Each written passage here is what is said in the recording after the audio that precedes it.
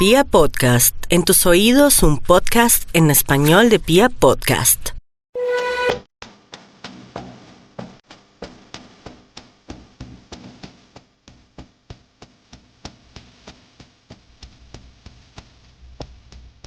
La pregunta que se repite alrededor del tema de los asesinos seriales es siempre la misma. ¿Por qué nos interesan tanto?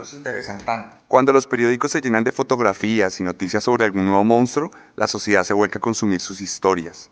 La cultura popular se ve permeada por aquellos quienes decidieron ceder a sus impulsos y cumplir sus fantasías más ignominiosas. Vemos películas, leemos libros y escuchamos canciones. ¿Pero por qué? Si me preguntan, yo creo que es porque somos una sociedad psicópata. Como grupo, estamos dispuestos a la violencia, predeterminados al odio y subyugados al rencor. Votamos la guerra, apoyamos partidos políticos que venden miedo y parece fascinarnos el hecho de que nos vamos a seguir matando hasta que el rojo de nuestra bandera termine de apoderarse de los otros dos colores. Quisiera decirles que soy diferente, que vengo a dar esperanza y que todo puede cambiar. Pero la verdad es que soy un eslabón más de ese círculo vicioso alimentado por historias macabras. Por eso hoy, desde mi más profundo desconsuelo por Colombia, les traigo un nuevo capítulo de Serialmente, un podcast con contenido muy gráfico. Y vamos a continuar de la misma forma que en las historias de Instagram. Por eso hoy les voy a hablar de Jeffrey Dahmer, el caníbal de Milwaukee.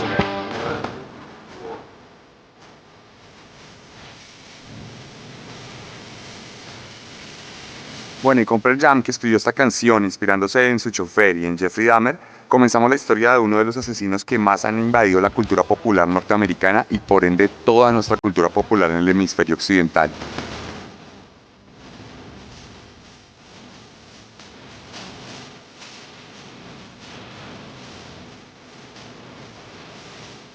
Jeffrey Lionel Dahmer nació el 21 de mayo de 1960 en Milwaukee, Wisconsin, en una familia amorosa de clase media. De entrada, Dahmer ya rompe el patrón de los asesinos seriales en el sentido que no crece en una familia rota.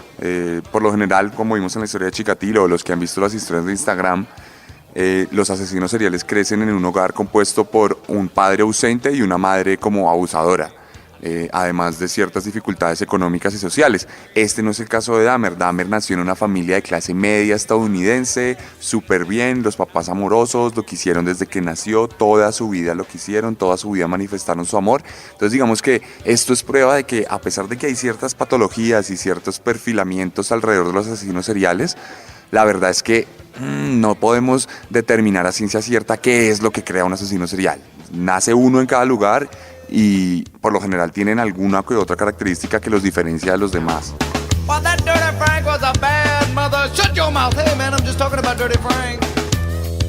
Pero bueno, en medio de todo eso había algo pequeñito que sí era como un lunar, tal vez, que desencadenó en la crianza de Dahmer ciertos traumas, ciertos cambios de personalidad, y fue que su madre tenía serios problemas de ansiedad.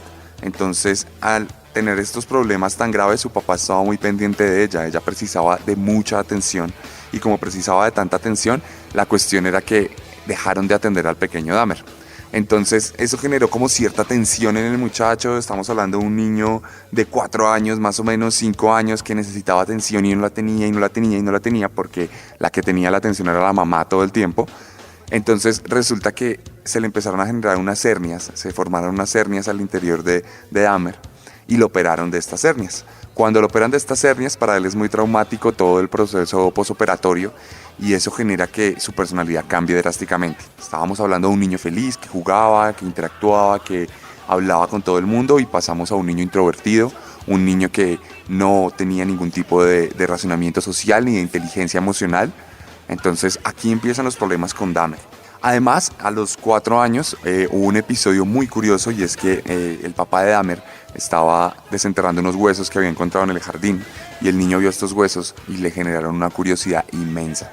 Eran huesos de animal, y desde ahí él dice, pues ya después cuando lo entrevistan, que desde ahí se generó una fascinación en su interior súper fuerte por todo lo que son los cadáveres. Entonces como que él ya sentía necesidad de ver cadáveres, de estudiarlos, de ver cómo estaban compuestos.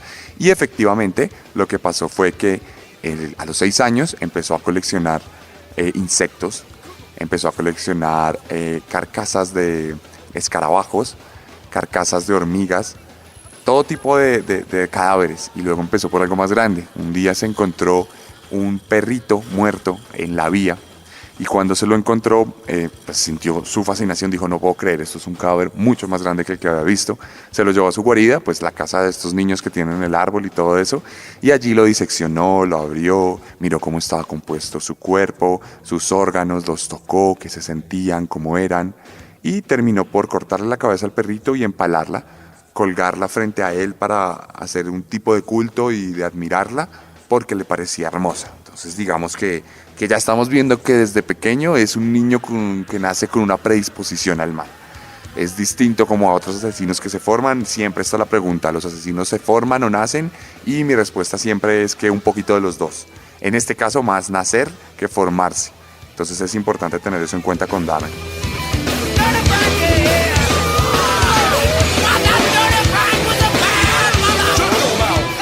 Cuestión que el padre de Dahmer estaba estudiando química, y cuando Dahmer tiene más o menos 10 años, el padre se gradúa, logra su cartón y ya es un químico profesional.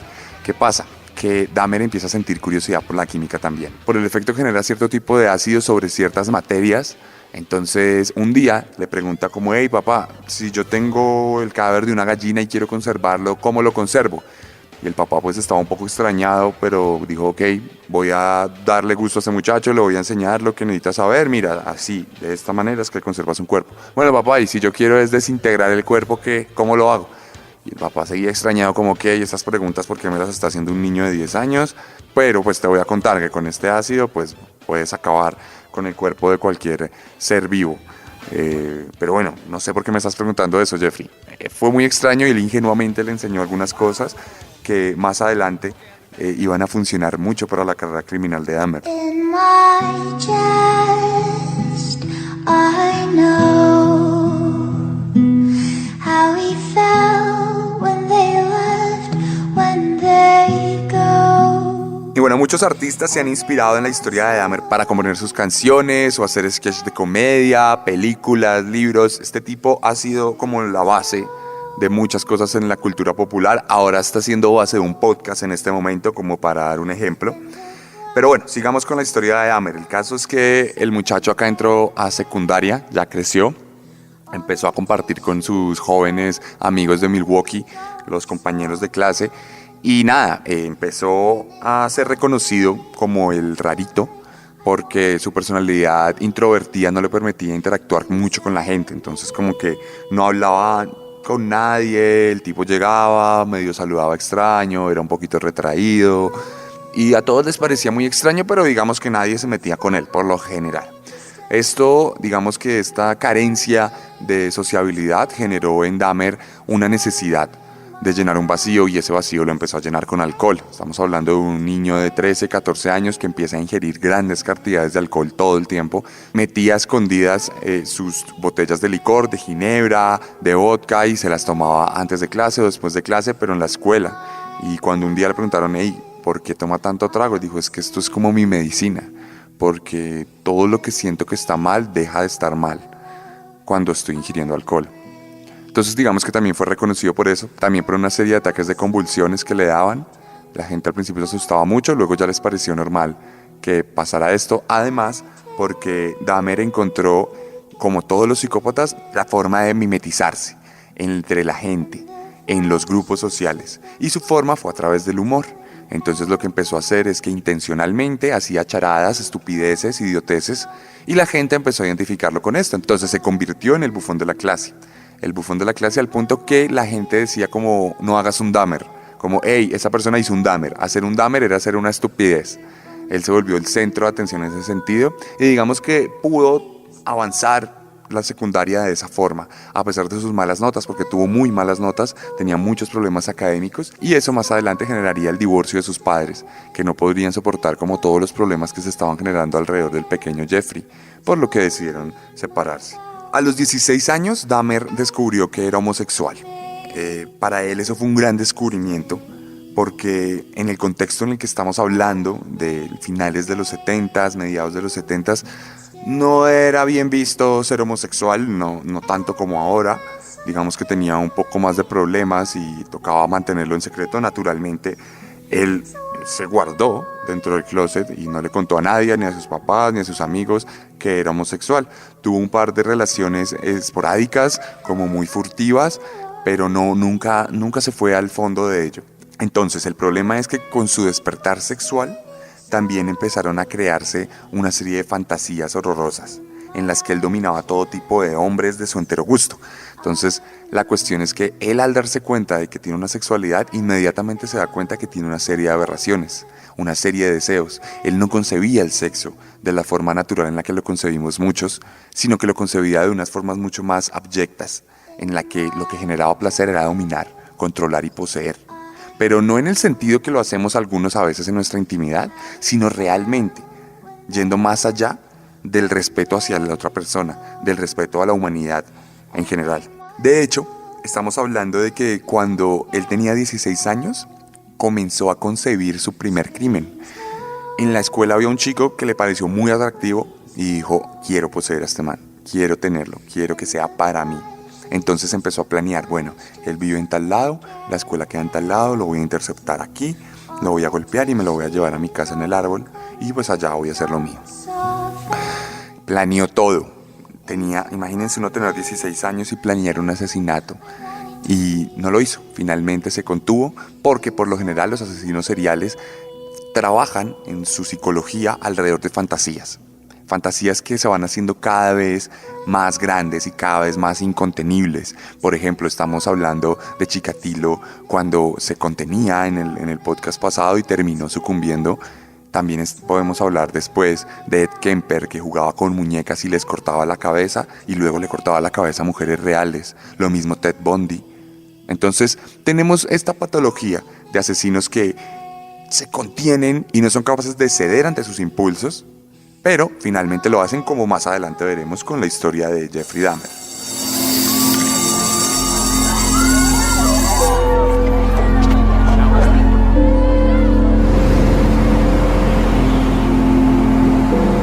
Take a deep breath.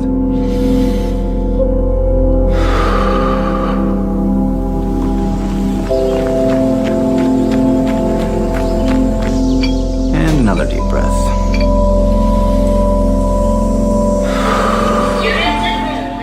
Out of the way, dumbass. You're trying to take him away from me. What are you talking about? You wouldn't know about the kids because you're not at home anymore. Para continuar hablando de la adolescencia de Jeffrey Dahmer, hay una gran película que se llama My Friend Dahmer, que básicamente cuenta el periodo de vida de Jeffrey desde la pubertad hasta el inicio de la adultez. Entonces es como en todo este espacio donde se configura el asesino, donde nacen los deseos oscuros, cómo nacen. Es una gran película que les recomiendo porque además está basada en un cómic que tiene el mismo nombre, My Friend Dahmer, que ilustró y escribió uno de sus compañeros de clase. Entonces, estas fuentes es más o menos la gente directa que vio cómo era Dahmer, que vivió cómo era Dahmer, mucho antes de que se convirtiera en el monstruo que se va a convertir, pero ya dando pistas de lo que sería más adelante.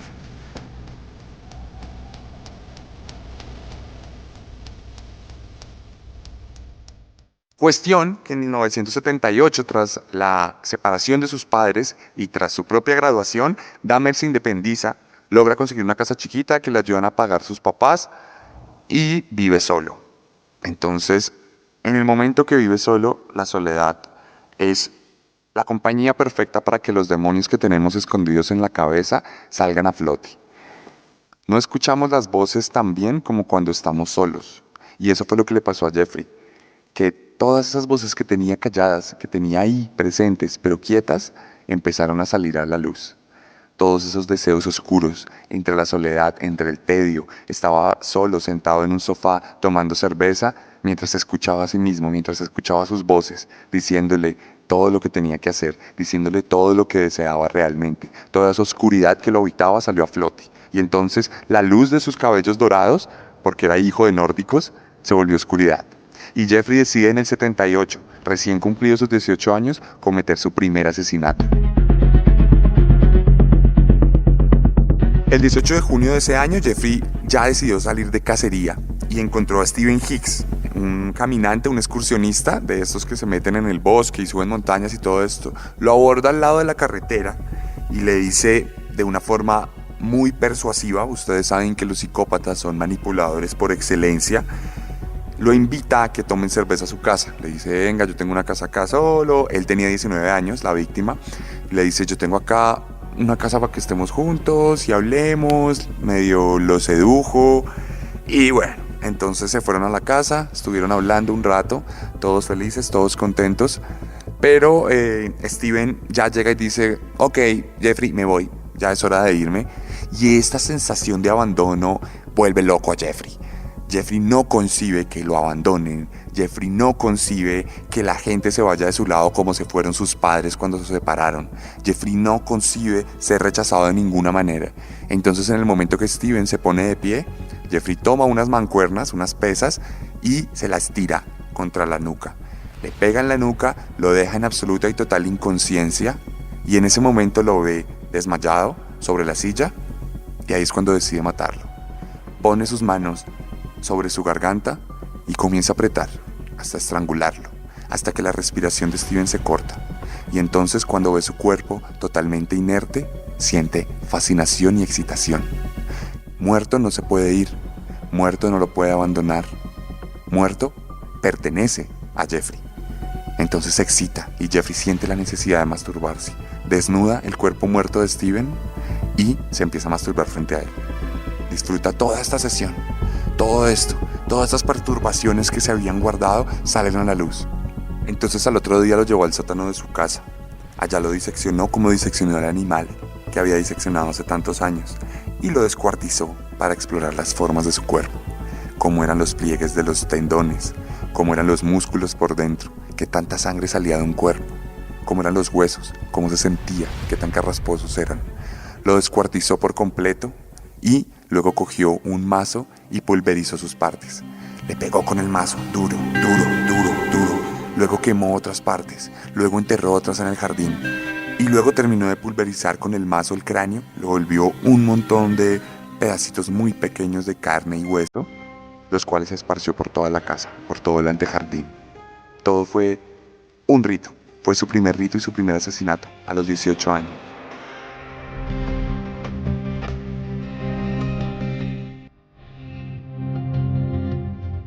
Después de esto, Jeffrey siguió metido entre el alcohol y las fantasías y siguió viviendo solo, una casa llena de latas vacías por todo lado, botellas de licor desocupadas, rotas, paredes sucias, mal olor. Era lo peor, las peores épocas de Jeffrey Dahmer, si se puede decir. Y el papá se dio cuenta de esto y lo metió a la universidad. Y en la universidad él no tiene ningún tipo de incidencia, en la universidad no tiene ningún tipo de éxito. Entonces sale de la universidad expulsado y el papá ve que la única solución es el ejército. Entonces se vuelve un soldado que es transferido a Alemania Occidental con el equipo de paramédicos. Tiene que atender un hospital militar y supuestamente en teoría le va muy bien en el ejército, le dan una salida honorable, supuestamente todo fue maravilloso, estuvo allá 3 años hasta el 81. Aunque en el 2010 algunos de sus compañeros exmilitares dijeron que él los había violado, que ellos habían sido drogados y que habían sido accedidos carnalmente por él, cosa que nunca se había sabido y que siempre se guardó en silencio hasta el 2010, mucho después de su final. Cuestión que en el 81 Dahmer vuelve a casa y se organiza donde vivía su padre y su madrastra, porque recordemos que se habían separado, entonces ahora el padre tenía una nueva pareja. Él, como todos los asesinos seriales, o por lo menos la mayoría de ellos, tuvo muchos trabajos itinerantes, tuvo trabajos que no duraban mucho, el cajerito acá, el que limpiaba el baño acá, el que recepcionista acá. Entonces todo el tiempo tenía trabajos que le duraban 5, 4 meses, luego poquito, luego harto, y ya no tenía mucho éxito. Entonces, claro, no se podía meter de lleno en la sociedad y para él era imposible mantener un trabajo. Esto lo acompañamos de sus constantes problemas con el alcohol, siguió ingiriendo alcohol y siguió teniendo problemas de verse en público haciendo el ridículo a causa del trago. Le ponían multas de $50, de $60, lo reseñaban, hay mugshots de cuando él todavía era muy joven, recién devuelto del ejército.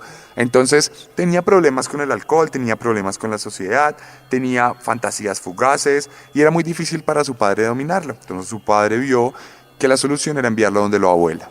Cuestión que lo lleva donde la abuela y la abuela lo cuida. Vemos una nueva faceta de Dahmer. Dahmer va a la iglesia con la abuela, hace mercado con la abuela, baña a la abuela y la gente dice, ok, Dahmer se curó. Dahmer por fin es un hombre sano. Consigue un trabajo en un banco de sangre donde trabaja 10 meses, se queda sin trabajo y luego va a durar 2 años sin trabajo. Estos 2 años van a ser para Dahmer el reinicio de sus carreras más oscuras y de su fantasía. Durante esa época, estamos hablando de la primera mitad de los años 80, Dahmer se adentró en el mundo gay de Milwaukee. Empezó a frecuentar bares donde conquistaba a otros jovencitos y tenía encuentros sexuales en su casa, empezó a levantar, empezó a ser más popular entre los hombres, pero había un problema. Cuando Dahmer los llevaba a la casa, que recordemos, es la casa de su abuela, los dormía con pastillas porque él detestaba que la gente se fuera. Lo que le pasaba era que tenía sexo con jovencitos y estos jovencitos al terminar se iban y lo dejaban ahí tirado y él se sentía usado, él se sentía la persona más horrible del mundo y decidió que para que eso no ocurriera los iba a dormir y a drogar. Entonces cuando llegaban a la casa él les daba agüita, el agüita tenía una pastilla para dormir, se quedaban dormidos y los violaba. Así violó a 12 jóvenes. Él cuando luego habló de esto, él decía que sufrió una transformación mental y psicológica en la que empezó a ver a todas sus parejas, bien sea sexuales o amorosas o amistades, como objetos.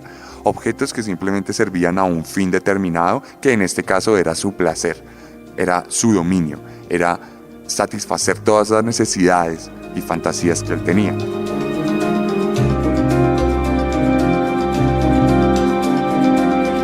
Incluso en el 86, mientras seguía haciendo estas cosas, Dahmer tuvo un episodio de acoso infantil.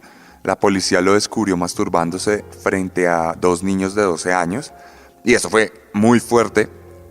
Lo llevaron a juzgados, le pusieron una multa y lo sentenciaron a 1 año de vigilancia. No lo metieron a la cárcel ni nada, pero durante 1 año la policía estuvo siempre muy pendiente de Dahmer. Y apenas se acabó esa vigilancia en el 87, Dahmer ya volvió a estallar y dijo, aquí fue, voy a seguir matando. Recuerdo hace 9 años cómo asesiné a ese muchacho y el placer que sentí y creo que este es momento de volver a mis andanzas. Este es momento de volver a generar el mal como lo sé hacer. Entonces, aquí vamos.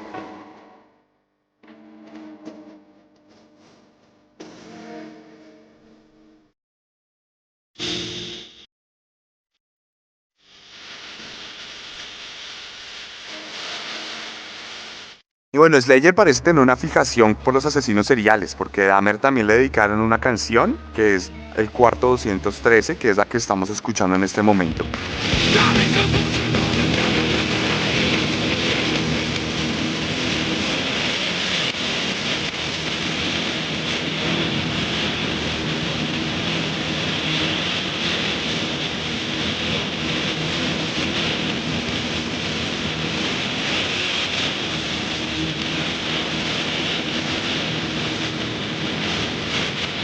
Y pues nada, continuando con la historia, Dahmer ya había elegido una nueva víctima, Steven Tuomi, un joven de 25 años a que convenció de pasar la noche en un hotel. Y luego de drogarlo y violarlo, como venía haciéndolo con los otros, Dahmer lo asesinó con sus propias manos.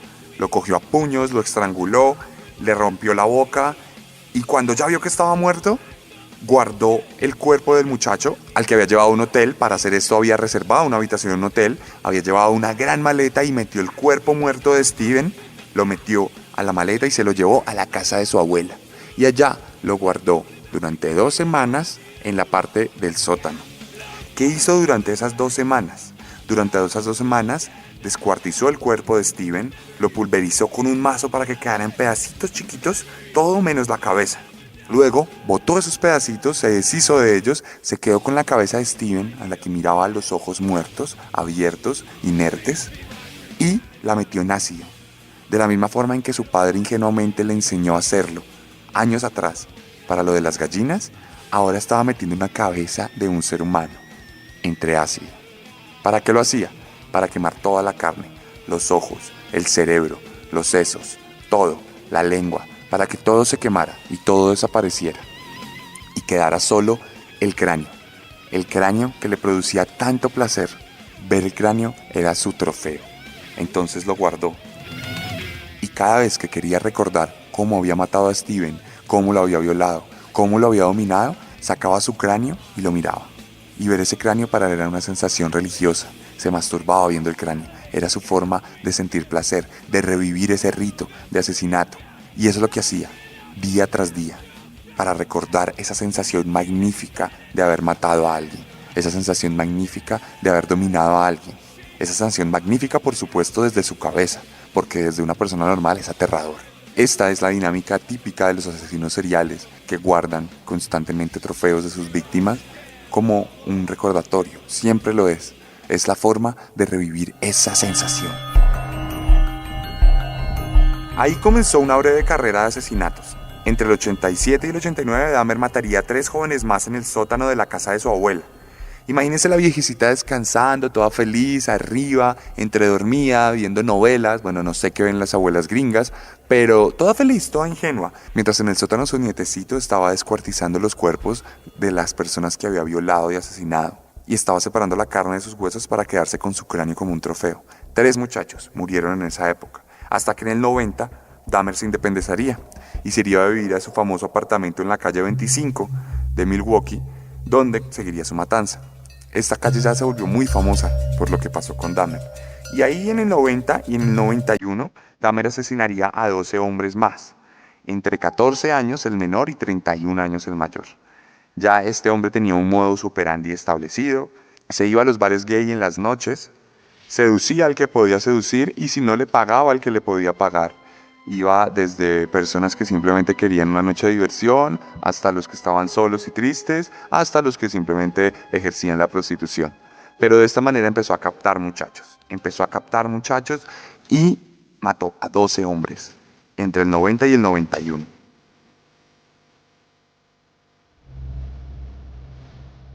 Cuando llegaban a casa estos muchachos, los drogaba, los violaba y luego los estrangulaba. Pero luego empezó a investigar otras formas de matar. Y dejó de estrangular y empezó a degollar, empezó a usar navajas. Pero luego dijo, quiero hacerlo de otra forma. Y cogió una jeringa y les inyectaba en el cerebro, mientras dormían, una jeringa llena de agua o una jeringa llena de ácido. Las personas morían de forma instantánea. Y entonces cogía sus cuerpos muertos y los llevaba a la tina. Y en la tina los disponía de una forma sexual. Y empezaba a tomar fotos de sus cuerpos muertos. Y empezaba a descuartizarlos dentro de la tina. Sistemáticamente, a 12 muchachos les hizo lo mismo. Los llevaba a la tina y los descuartizaba. Tenía ya elementos para cortar cuerpos, para desmembrar cuerpos, para soltar el brazo del torso, para romper una rodilla. Ya era un experto. Y mientras lo hacía, tomaba fotos del procedimiento. Todo el tiempo tomaba fotos. Guardaba Polaroids, eran Polaroids instantáneas, todo el tiempo las guardaba. Entonces tenía fotos de rodillas rotas, tenía fotos de caras ensangrentadas, tenía fotos de torsos abiertos. Llenaba su álbum. Todo era álbum de recuerdos, como los álbumes que tienen nuestras mamás. En la casa, él tenía su propio álbum de recuerdos, de momentos memorables. Y luego, no contento con eso, cortaba partes del cuerpo, los genitales, el corazón, el hígado, los bíceps, músculos, y los guardaba. Era su otra forma de guardar trofeos. Luego de descuartizar, metía en ácido los cuerpos porque había comprado un barril lleno de ácido en el que metía todos los restos que no quería guardar y ahí se desintegraban y ya no dejaba rastro. Entonces no había una escena del crimen, estábamos hablando de desaparecidos. Empezó a guardar todos los cráneos, a veces los pintaba para que tuvieran algo más de personalidad y cuando sentía hambre se comía partes de las personas. Las guardaba en la nevera, muy juicioso, las guardaba con vinipel para que no se dañaran. Guardaba corazones, hígados, bíceps, ojos y genitales. Y según lo que quisiera esa noche, se cocinaba un poquito de eso y disfrutaba la merienda.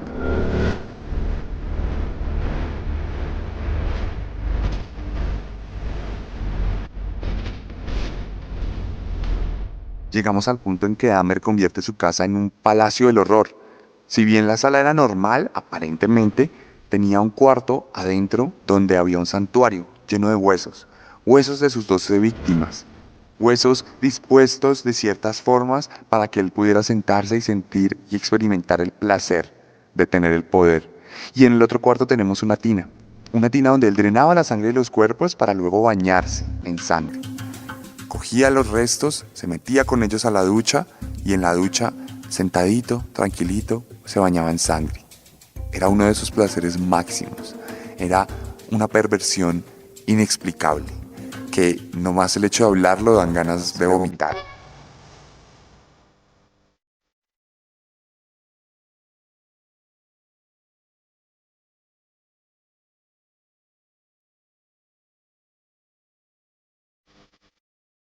La figura de Dahmer aparecería incluso en el hip hop, cuando algunos raperos como Big L usarán su nombre para hacer alegorías a la violencia y al odio o para resaltar su poder.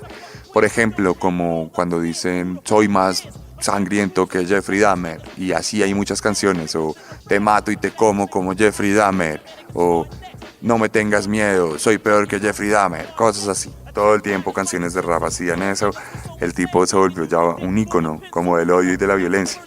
El caso es que vivió toda esta época enfrascado en sus fijaciones. Estamos hablando de 2 años y durante esos 2 años llenó su álbum de fotos sobre los que de hecho decía lo siguiente. Era mi manera de recordar su apariencia, su belleza física. También quería conservarlos a ellos, si no completos, por lo menos sus huesos. Eran mi compañía.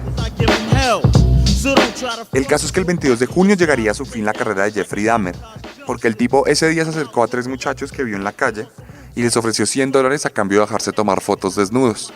Entonces los 3 le dijeron como, ok, $100 y me tomas fotos en bola. Sí, eso quiero. No, no quiero. El otro también dijo, yo tampoco. Y el tercero dijo, ok, yo lo hago, $100, todo bien. Entonces él aceptó. El nombre del que aceptó es Tracy Edwards. Y Tracy se fue con Jeffrey a la casa. Llegaron a la casa, Jeffrey le abrió la puerta y apenas entró Tracy, lo primero que notó fue un fuerte olor a ácido, un olor extraño, muy pesado, una atmósfera demasiado tétrica en el ambiente, y de una entonces se timbró. Dijo como, ok, aquí algo raro está pasando. Yo me voy a cuidar, me voy a curar en salud, quiero los $100, pero no me fío de este sujeto. Vamos a ver qué onda, porque, bueno, no sé.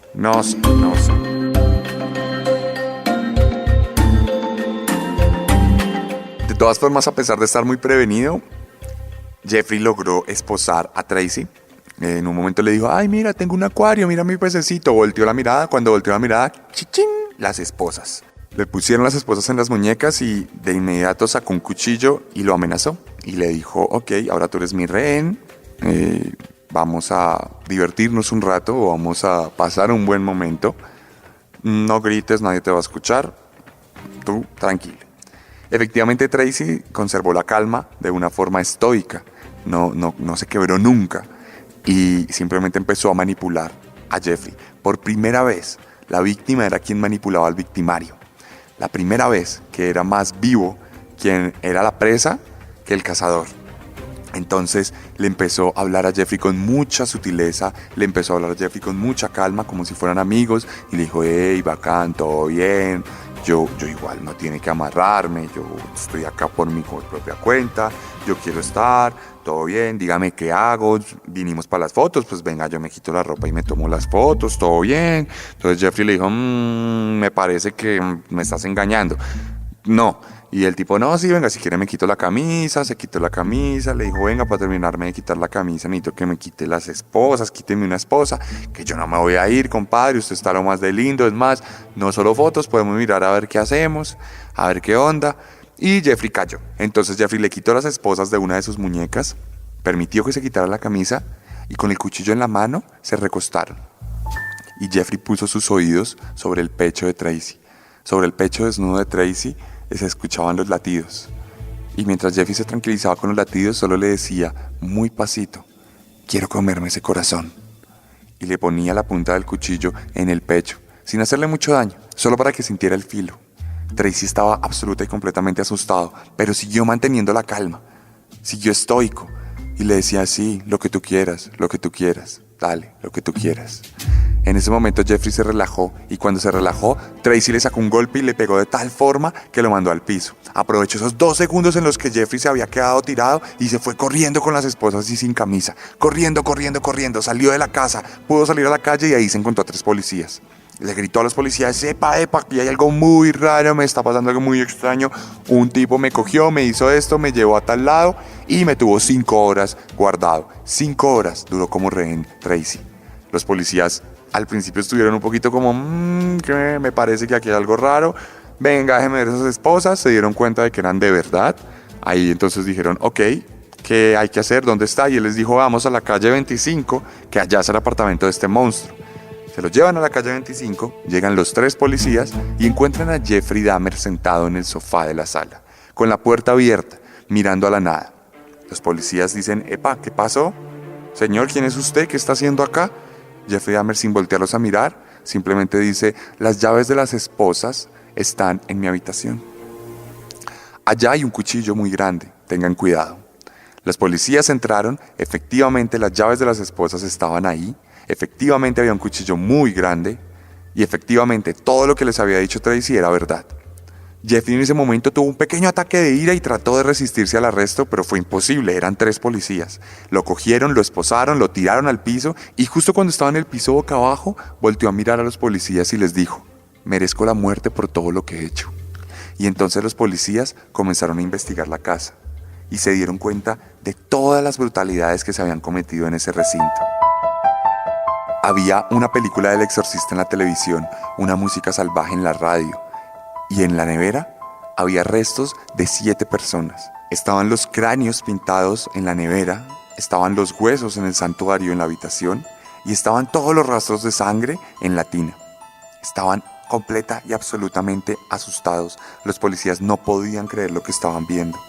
Entonces se llevaron a Jeffrey. Lo llevaron a una estación de policía y apenas le dieron su abogado, como exigió él mismo, como tal era su derecho, confesó todo. Todo empezó a hablar. Just wasn't an opportunity to fully express what I wanted to do. There was just not the physical opportunity to do it then. And I started, when I moved to Milwaukee in '81, I started reading pornography, going to the bookstores. Eventually that led to frequenting the gay bars. And then one time I brought this young man back to the hotel room, the Ambassador Hotel. Was just planning on drugging him and spending the night with him. I had no intention of hurting him. When I woke up in the morning, he had a broken rib here, was heavily bruised. Apparently I had beaten him to death with my fists. But that's what started the whole spree all over again. Jeffrey confesó absolutamente todos sus crímenes. Reconoció que mató a 16 jóvenes y que más de 10 años antes, en el 78, había matado a otro, para un total de 17. Les contó además cosas que jamás se hubieran imaginado. Además de drenar los cuerpos y de comerse sus partes, también confesó que tenía sexo con sus vísceras. Le encantaba abrir el abdomen de los muertos, sacar todo lo que había dentro e introducirse él mismo ahí. Era su forma de volverse uno con sus víctimas. Era su forma y su rito de vivir y experimentar el control y el dominio como nunca jamás nadie se lo había imaginado. Era la forma más abyecta de buscar calma, porque él decía que en su casa, frente al altar, frente a todos esos huesos, se sentía como si fuera su hogar de infancia. Hay que hacer un paréntesis para contar algo muy ridículo, y es que esto pudo haberse evitado, porque cuando Jeffrey apenas estaba comenzando su carrera delictiva, le pasó lo mismo que le pasó con Tracy. Dejó ir a una víctima. Lo dejó porque era un inexperto y no sabía cómo dominar tanto a la gente, y resultó que se le escapó uno.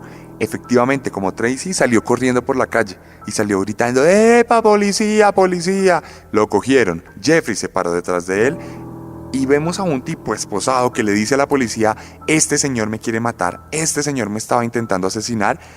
Y la policía responde, hey, ustedes están borrachos, dejen de ser pervertidos y váyanse a la casa. Y no pasó nada. A raíz de eso, Jeffrey vio que podía prescindir de las autoridades porque son inútiles.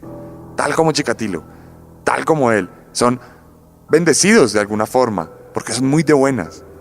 Y como veremos más adelante en otras historias de otros asesinos, nos daremos cuenta que no son los únicos. Es una cosa impresionante, de verdad.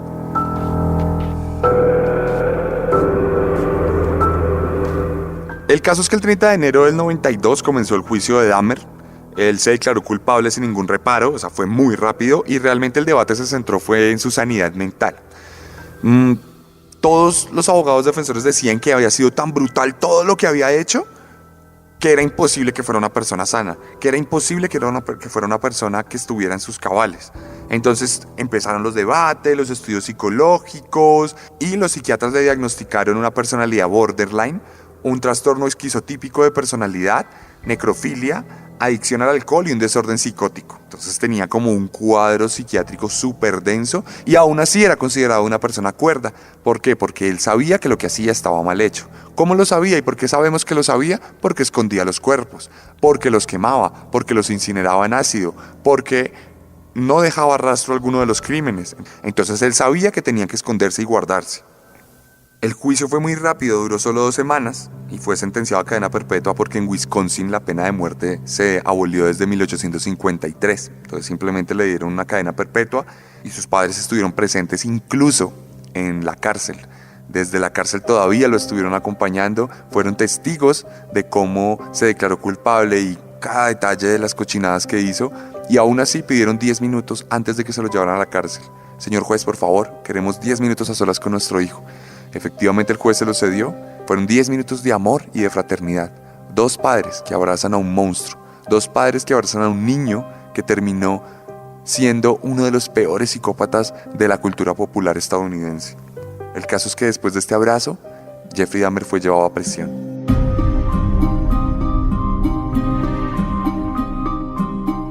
En la cárcel Dahmer vivió 1 año en solitario. No tenía ningún tipo de contacto con los otros presos y esto era por su propia seguridad. Las autoridades sabían que ese tipo de criminales no les iba muy bien, entonces decidieron guardarlo. No vio a nadie durante 1 año más que la persona que le daba de comer. Y esto lo volvió un poquito loco. El mismo Jeffrey dijo como, venga, quiero convivir. Por favor, ya no me dejen acá en solitario. Si me pasa algo no importa, yo asumo las consecuencias, yo le firmo donde sea. Y así fue. Jeffrey salió después de ese año, empezó a convivir y pasó algo que suele pasar mucho con los asesinos seriales y con los psicópatas, y es que cuando están en la cárcel entran en un periodo de reposo. En este periodo de reposo ellos dejan de sentir la necesidad de cometer esas abominaciones, ellos ya no tienen ningún tipo de tentación, incluso dejan de fantasear. Es como un tiempo muerto, su inteligencia mental se nubla, se queda quieta, ya no vuelven a avanzar nunca más. Entonces, además de esto, pasa algo y es que empiezan a transformarse supuestamente.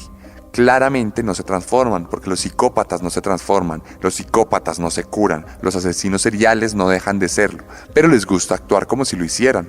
Entonces Jeffrey Dahmer, de la misma forma en que lo hizo un amigo por ahí que se llama Luis Alfredo Garavito, se convirtió a la religión, esta vez la católica, se volvió un gran creyente de Dios, tuvo una Biblia, leía la palabra del Señor e incluso decía que él merecía morir por todo lo malo que había hecho, que porque si el Señor era alguien bueno, no podían existir personas malas como él, y que él merecía morir por ello.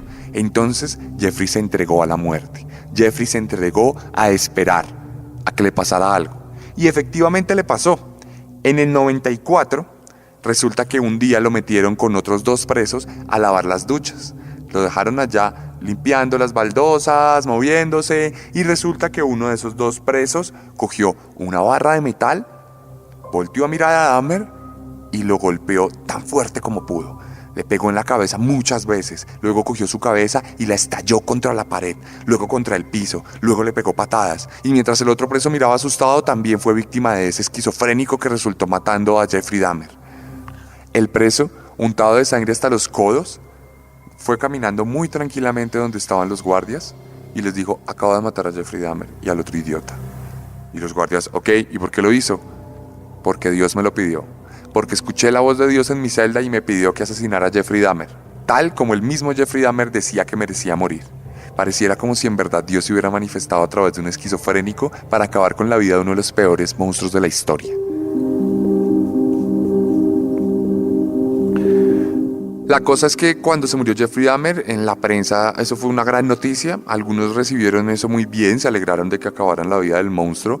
Otros no tanto, dijeron que debería pagar en vida. Y bueno, se puso el debate de siempre, el de la pena de muerte y los mismos puntos de vista de siempre. Y nada, la comunidad gay de Milwaukee se reunió. Dijeron que Jeffrey había sido una de las peores cosas que les había pasado en la historia, más que incluso los ataques homofóbicos que viven aún hoy en día. Y lo que hicieron fue que se reunieron y reunieron mucho dinero, y ese dinero lo utilizaron para comprar todas las propiedades de Jeffrey Dahmer, y lo que hicieron es que las destruyeron. desde sus cuchillos más chiquitos hasta su casa, la cual demolieron porque no querían que quedara ni el recuerdo. No querían que hubiera pasado nada más con Jeffrey Dahmer, que se olvidara. Ellos querían borrar la memoria colectiva de un asesino en serie. Los papás se quedaron con sus cenizas, se las repartieron entre los dos, escribieron un par de libros y murieron. Y aunque se hizo todo lo posible para que no quedara el recuerdo del carnicero, la sociedad es caprichosa y Dahmer se convertiría pronto en un ícono de la cultura popular. Como yo ya les había dicho, decenas de canciones se hicieron sobre él, también muchas películas, muchos libros, y de hecho su cara se volvió la protagonista de muchas cosas de merchandising. Uno puede comprar camisetas de Jeffrey Dahmer que tienen bromas sobre comer carne, uno puede comprar mugs de Jeffrey Dahmer, puede comprar esferos, es impresionante, es ridículo. Incluso sale en un capítulo de South Park donde es personificado como una persona muy mala pero a la vez muy torpe, y además es el protagonista de muchos memes. Uno puede buscar memes de Jeffrey Dahmer en internet y es algo ridículo porque además demuestra la indolencia generalizada de la sociedad, la forma en que romantizamos a los asesinos seriales, y yo entiendo que de alguna forma este podcast contribuye a ese gusto, a ese interés, pero hay que desligarse de la romantización. Podemos interesarnos a la vez que aterrarnos. El caso es que, a pesar de que Dahmer lleva más de 20 años muerto, su oscura memoria parece ser eterna.